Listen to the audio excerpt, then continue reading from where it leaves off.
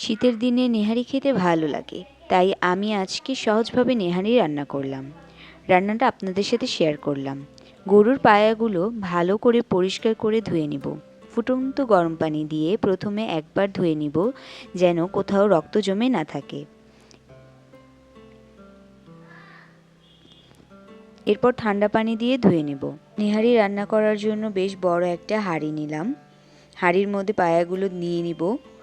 তারপর এক এক করে সবগুলো মশলা, যেমন পেঁয়াজ বাটা, আদা রসুন বাটা, লবণ, মরিচ, হলুদ, জিরা গুঁড়া, তেজপাতা, এলাচি, দারচিনি বাটা, নেহারির মশলা, তেল পরিমাণ মতো।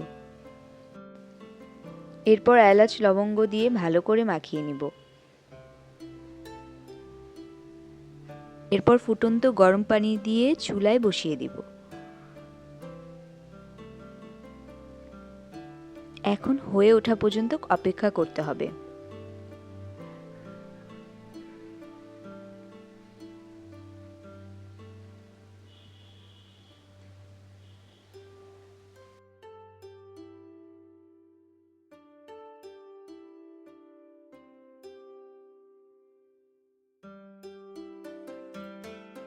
এর মাঝে মাঝে একটু নাড়াচাড়া দিয়ে দেখে নিব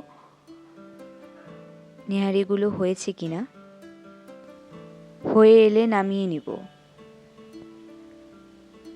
তৈরি হয়ে গেল আমার মজার গরুর পায়ার নেহারি। রেসিপিটি ভালো লাগলে অবশ্যই বাসায় ট্রাই করে খাবেন। আশা করি ভালো লাগবে। ধন্যবাদ সবাইকে দেখার জন্য।